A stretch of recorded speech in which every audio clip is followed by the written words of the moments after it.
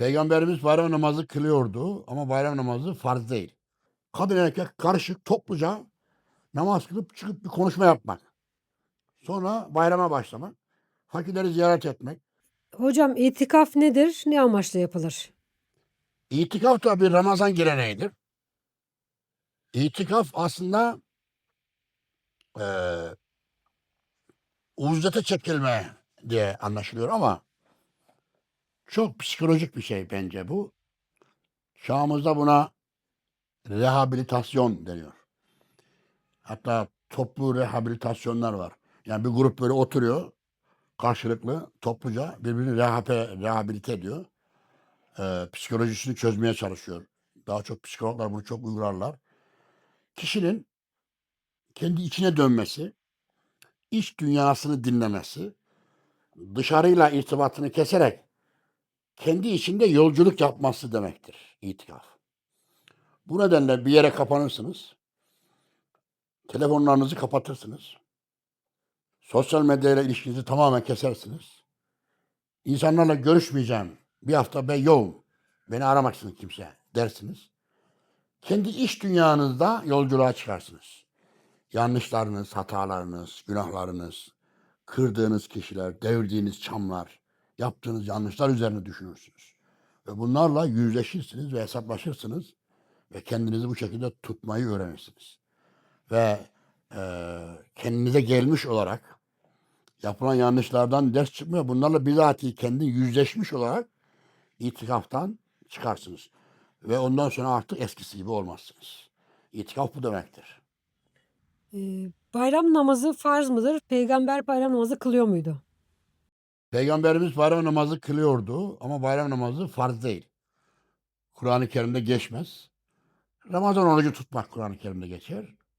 Onun bir mütemmimi, tamamlayıcı bir cüzü olarak bir neşe, sevinç ve toplumsal rehabilite geleneği olarak bayramlar vardır.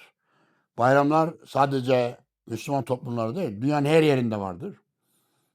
Milli ve manevi kurtuluş günleri, işte Kayısı Festivali, Çiçek Festivali, Bal Festivali, şu bu diyerek çeşitli toplumlar, çeşitli zamanlarda dini toplumlar azizlerin ve ulu kişilerin anması şeklinde uluslar kendi milletlerinin kurtuluşu, kahramanlarının bir yere gelişi, gidişi şeklinde çeşitli bayramlar icat etmişlerdir. Ve bu bayramlarda nüsuk tekrar edilir. Yani tekrar edilen hareketler, önceden belirlenmiş tekrar edilen hareketler şeklinde devam eder.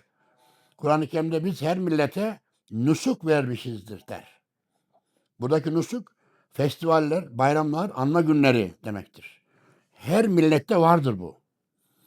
Ve toplumsal ve sosyal rehabilite ve toplumsal sağlık koruma açısından da gereklidir. Bayramlarda ne yapar? Tıpkı itikafta bireyin yaptığı gibi bayramda da insanlar diğer bütün işleri bırakarak birbirlerine yolculuk yaparlar. İşte küsler barıştırılır, hastalar ziyaret edilir. İnsanlar daha önce görmedik kişileri, annelerini, babalarını, akrabalarını yanlarına giderler. Onlarla birkaç gün geçirirler, sohbet ederler. Bu toplumsal ve sosyal, toplumsal huzur ve toplumsal rehabilitasyon, iyileşme, toplum sağlığı açısından bence gereklidir. Bunlar güzel geleneklerdir ve Peygamberimiz de bunu yapmış. Yaşadığı sürece aşağı yukarı Medine'deki 2. yıldan itibaren 8 yıl boyunca her Ramazan'dan sonra ve her büyük haç mevsiminden sonra insanlarla Ramazan bayramı ve haç bayramı, ona kurban bayramı deniyor. Aslında kurban bayramı değil, haç bayramıdır o. Haçta hacıların toplanma gününe denk gelir çünkü. Eee ilk yaptığı da Ramazan'da işte Ashab-ı Suffa'daki yoksul ve bekar sahabelerin kaldığı yere gelip onlarla kahvaltı yapmak. Öğlene kadar falan onlarla geçirdikten sonra sabahın ilk erken saatlerinde açık alanda kadın erkek karışık topluca namaz kılıp çıkıp bir konuşma yapmak. Sonra bayrama başlamak. Fakirleri ziyaret etmek. Onlara hediyeler vermek. Böyle şeyler yapıyordu. Yani Peygamberin bayramda yaptığı şeyler rivayetlere göre bunlardı. El öptürüyor muydu hocam peygamberimiz? Hayır, peygamberimizde özellikle bazı hassasiyetler var. Buna çok ilginçtir. Kadı Abdülcabbar'ın İspat-ı Nübüvve diye kitabı var. Onu klasik Sünni kaynaklarda göremezsiniz. İlginç şeyler anlatır. Mesela bazıları peygamber davetlere hep tek başına giderdi diyor. Yanında işte sağ tarafında Ebubekir, sol tarafında Ömer, arkasında Osman, Ali, böyle bir mafya lideri gibi veya çete reisi gibi veya siyasi bir lider gibi bundan nefret ederdi.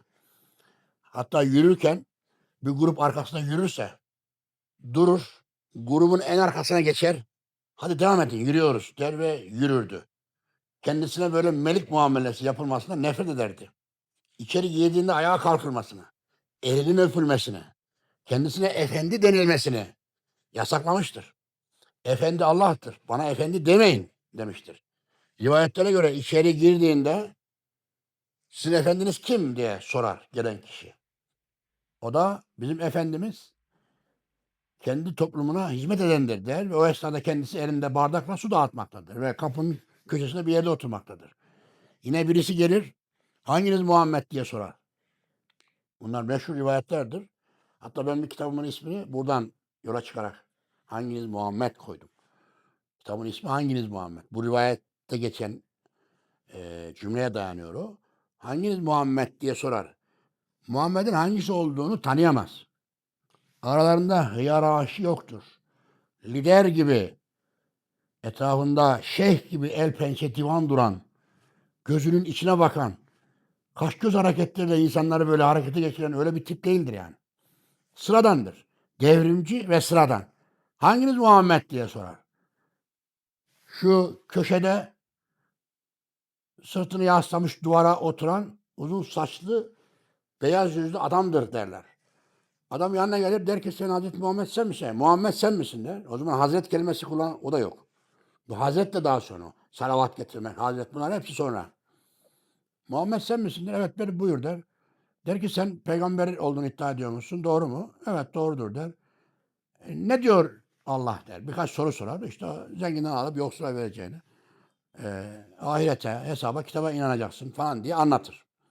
Buradaki önemli olan şey şu. Hanginiz Muhammed diye içeri giren bir topluluk sormak zorunda kalıyor.